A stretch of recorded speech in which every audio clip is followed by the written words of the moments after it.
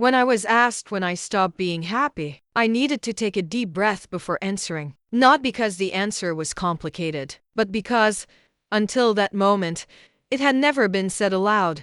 My name doesn't matter as much as the silence that has accompanied me for years. I am 63 years old, and if you ask anyone who knows me, they will say the same thing. She is calm. She doesn't complain about anything. She doesn't talk about happiness or sadness. She always seems neutral.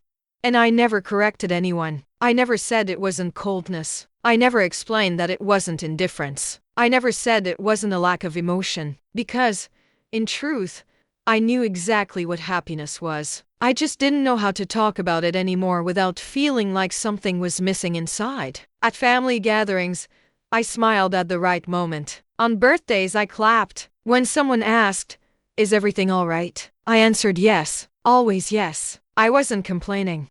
Nor was I celebrating. People thought it was strange, but they got used to it. I became known as the one who doesn't get excited, the one who doesn't get cheerful, the one who never talks about joy, and maybe it was easier that way. As long as no one asked, I could keep pretending I didn't miss anything. Then, one ordinary day, without warning, without any drama, someone looked me in the eyes and asked, "But when did you stop being happy?" The question wasn't asked as an accusation. It came out of curiosity, out of concern, from someone who genuinely wants to understand. And there, in that second, something inside me trembled, because I realized it wasn't that I didn't know what happiness was. It had existed. It had been real. It had been mine. But at some point in life, it was taken from me. And it didn't happen all at once. It wasn't with a shout. It wasn't with an explosion. It was in the silence. It was in what I never talked about. It was the day I moved on, but left something essential behind. At that moment, faced with that simple question, I understood. For the first time in many years, someone had asked the right question. Before you saw me like this silent, reserved, almost neutral, I was a different person. And I don't say this with exaggerated nostalgia, nor with romanticized views of the past. I say it as someone who recognizes that, one day, I existed whole. I laughed loudly. I made plans.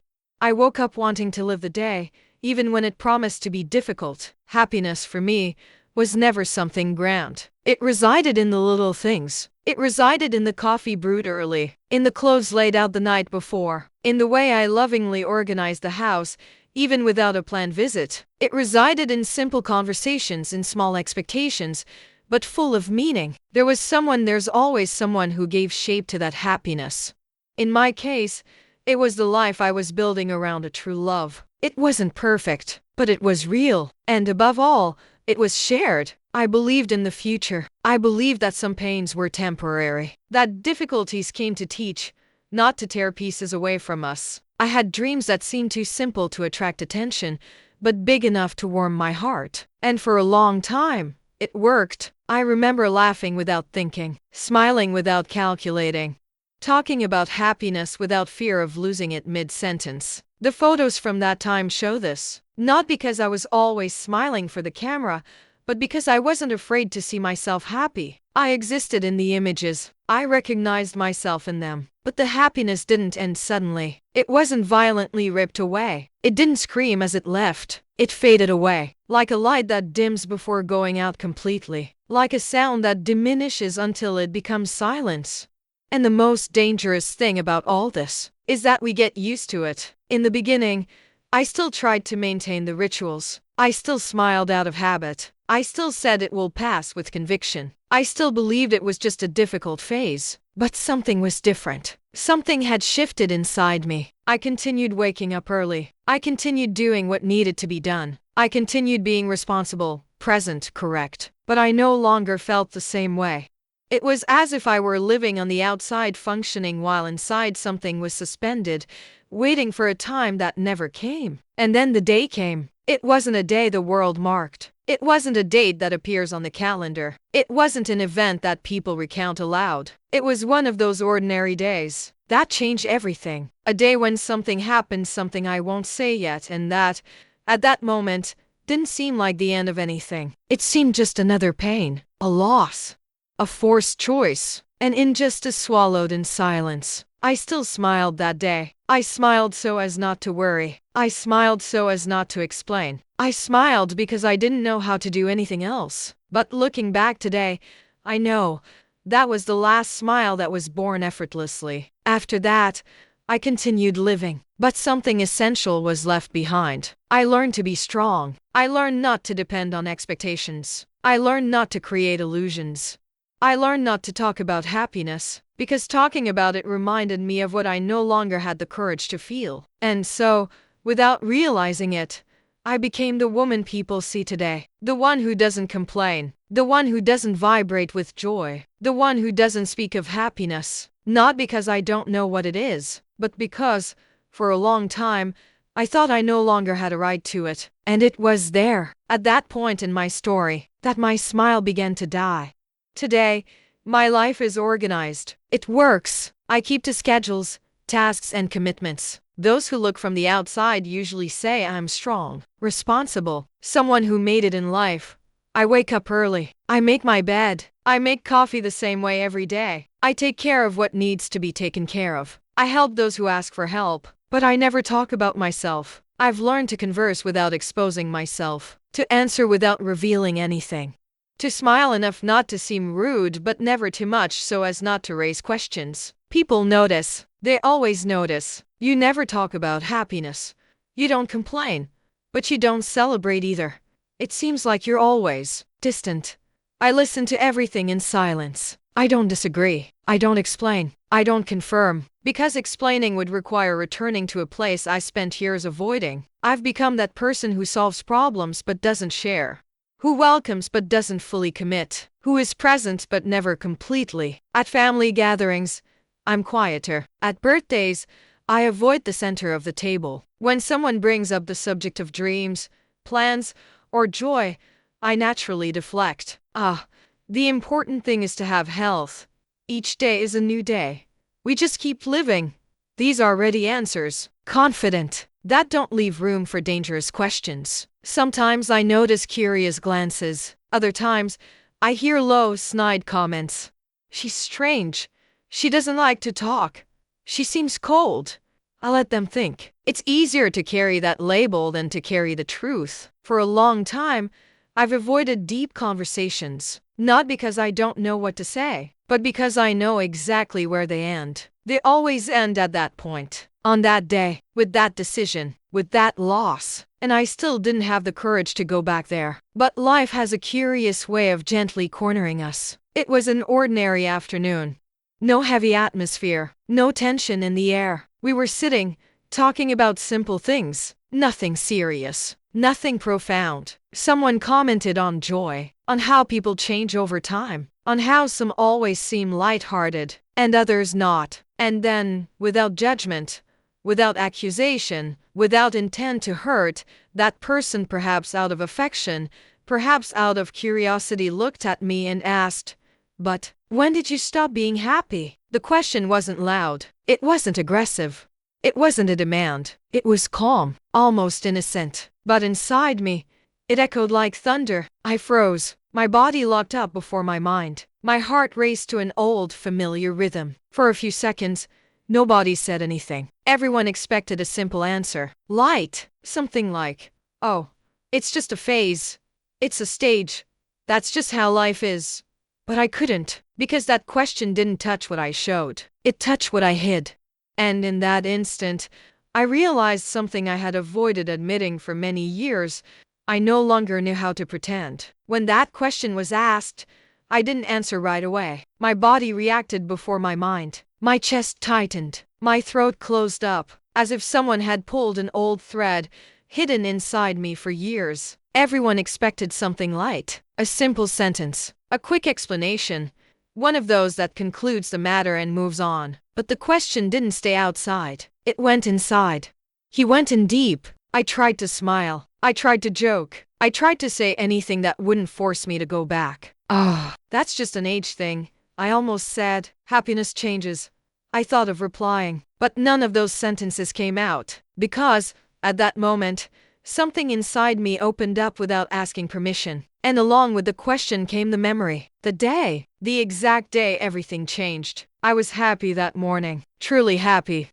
Not that polite smile we learned to wear, but a complete happiness, without cracks. I remember the light coming through the window, the smell of the house, the feeling that life was, finally, in the right place. I didn't know. Nobody knows. Happiness never warns you when it's leaving. It was a phone call, a short sentence, news that didn't quite fit the day. After that, everything slowed down, as if the world had lost its rhythm. I lost someone who gave meaning to my days. Someone who wasn't just present, they were the future. They were a plan. They were continuity. It wasn't just pain. We can endure pain. It was something worse.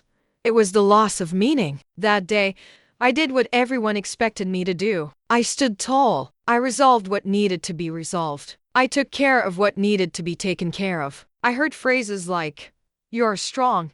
It will pass. You need to move on." And I followed. But I kept leaving something behind. That day, without realizing it, I made a silent agreement with myself. To survive, yes. To feel, no. I decided that staying alive was enough. That happiness was a luxury I no longer had the right to desire. And while everyone saw someone who got it all, no one realized that inside, I had closed a door. Not with anger, not with revolt. In silence. The kind of silence that doesn't draw attention, that makes no noise, but that gradually fades everything away. When I realized it, I was no longer talking about joy. I wasn't celebrating. I wasn't dreaming. I was functioning. And there, faced with that simple question, when did you stop being happy? I understood something I had never put into words. That day, I didn't just lose someone. I lost permission to be happy. And for the first time in many years, I felt that maybe it was too heavy to continue carrying this alone. After that question, I fell silent. It wasn't a polite silence. It was a heavy silence, the kind that takes up space inside your chest. People continued talking, laughing, commenting on other things, but I was no longer there. My body was present. My mind was not. I said goodbye early, making up some excuse about being tired. Nobody insisted. Maybe because everyone was already used to my distance. On the way back home, each step seemed slower, as if I were walking against something invisible. The question wouldn't leave my head. When did you stop being happy? I tried to answer mentally, the way I always did, with vague phrases, with generic explanations. That's life. It's just a phase. Happiness isn't constant. But none of those answers convinced me. When I closed the front door, the silence greeted me like an old acquaintance. The same house, the same furniture, the same clock marking the hours that passed without asking permission. I sat on the sofa without turning on the light. I stayed there, in the dark, as if the darkness were more honest than any word. That's when something hurt in a different way. It wasn't just longing, nor sadness. It was my fault. A silent guilt that I had carried for years without realizing it. Guilt for being alive when someone else was no longer there. Guilt for smiling in moments when I thought I shouldn't. Guilt for thinking, even if only for a few seconds, about being happy again. I realized then that I never spoke of happiness again because I didn't want to lie, but also because I felt I didn't deserve it, as if the pain had created an invisible rule. After what happened, you no longer have that right. I got up slowly and went to the bedroom. I opened a drawer I almost never touched. Inside were some old photos, stored without frames, without albums, without a designated place. I picked one up. I looked at it for a few seconds. That was enough. My heart tightened in the same way as always. I closed my eyes. I carefully put the photo back as if it were something dangerous. At that moment, I understood something I had never admitted, even to myself. I had been punishing myself for years, not out of real guilt, but out of fear. Fear of moving on and seeming like I'd forgotten. Fear of smiling and thinking that it would lessen what I'd lost. Fear of living and being judged, even by myself. I sat on the edge of the bed and cried silently. Not a loud cry. It was that restrained cry that flows slowly without sound, as if even the tears were apologizing for existing. And while I was crying, I heard something coming from the street. A distant voice, a casual comment, coming through the open window. She's cold. She never shows anything. That was the last straw. Because I wasn't cold. I never was. I was just tired of carrying a pain that no one saw and still being judged for it. There alone, I realized that something needed to change, not because others thought so, but because I no longer recognized myself. Perhaps I hadn't lost my happiness on that distant day. Perhaps I had given it up, little by little, because I thought it was the price to pay.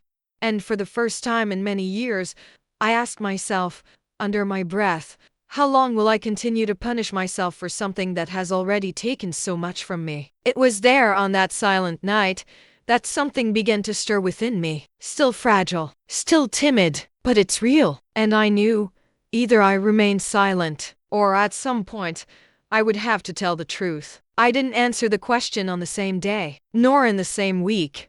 That phrase kept echoing inside me like a distant, insistent bell impossible to ignore. When did you stop being happy? I repeated this silently while washing dishes, while folding clothes, while watching the street out the window. The question didn't demand an answer for others. It demanded an answer for myself. It was on an ordinary afternoon, with nothing special happening, that everything came to light. I was sitting at the table with her, the person who had the courage to ask.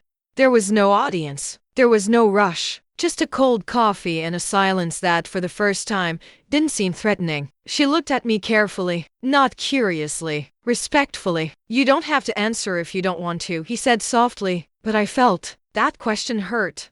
I took a deep breath. It was one of those long sighs, deep in the chest, as if the body were preparing to go through something difficult. My hands trembled slightly. I rested them on the table to disguise it. I never answered because I never said it out loud. I began. My voice came out lower than I expected. Not even to myself. She didn't say anything, and that was the greatest gift she could have given me at that moment. So I spoke. I told them everything. I talked about who I used to be, about how I used to laugh loudly, make plans, and believe that life would always find a way to move forward. I talked about the love that gave meaning to my days, about the simple routine that back then felt complete. And then I told him about the day that split my life in two. It wasn't a major event for the world. It wasn't in the newspapers. It didn't stop anyone's time except mine. But for me, it was the exact moment when something broke. I recounted how everything happened, where I was, what I heard, what I saw, what I felt. I spoke of the loss, of the news that arrived without warning, of the feeling that the ground had disappeared beneath my feet. That day, I said, pausing for a second to breathe, I didn't just lose someone, I lost the meaning of things. My words began to flow more easily, as if they had been trapped for too long. I explained that, after all that, everyone expected me to be strong. And I was. I did everything that needed to be done. I got up. I kept going. I fulfilled every obligation. But nobody asked what had been left behind. I survived, I said, my voice breaking. But surviving isn't the same as living. I explained that, little by little, I stopped talking about happiness. Not out of rebellion, not out of coldness, but because it seemed wrong. It was wrong to smile when someone could no longer smile. It was wrong to celebrate when the absence still screamed. It was wrong to move on when a part of me remained stuck that day. I didn't stop being happy all at once, I said, feeling the tears finally fall. I gradually became quieter.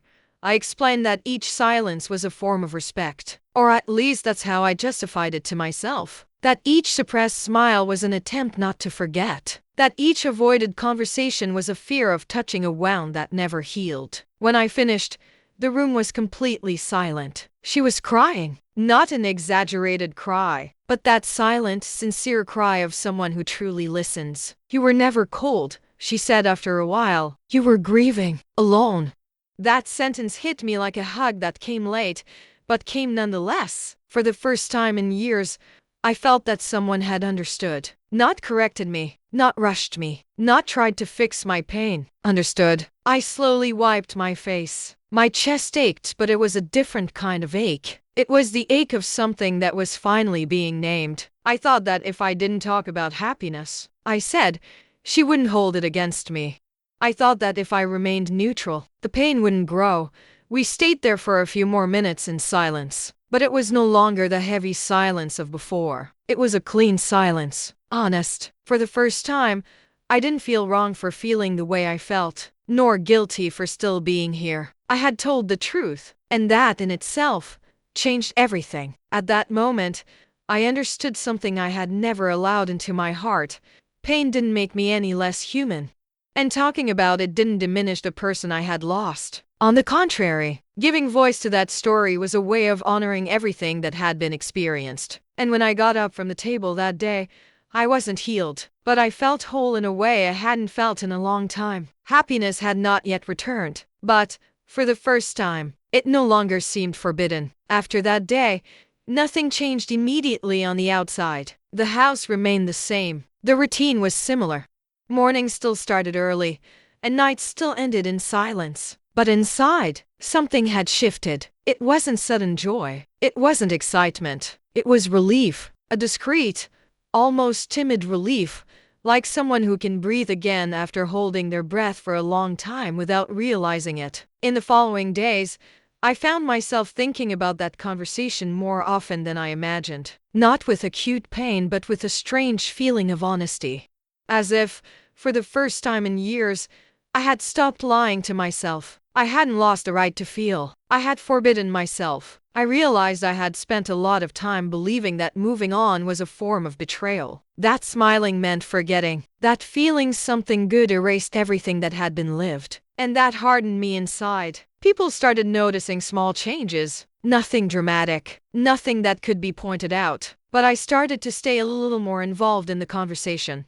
To answer with complete sentences. I didn't immediately shut down when someone talked about joy, plans, the future. I still didn't talk about happiness, but I no longer closed myself off when the subject came up. It was strange to realize how much I had distanced myself from people, not for lack of love, but for fear of feeling. Fear that any emotion would reopen a door I had spent years trying to keep closed. At a family lunch, someone commented on something simple, an old memory, a laugh from another time. Before, I would have changed the subject. I would have pretended not to hear. That day, no, I heard. And for the first time, I let the memory pass through me without trying to push it away. Did it hurt? A little, but it didn't hurt like before. Because now I understood that the pain didn't come from the memory. It came from the constant attempt to erase it.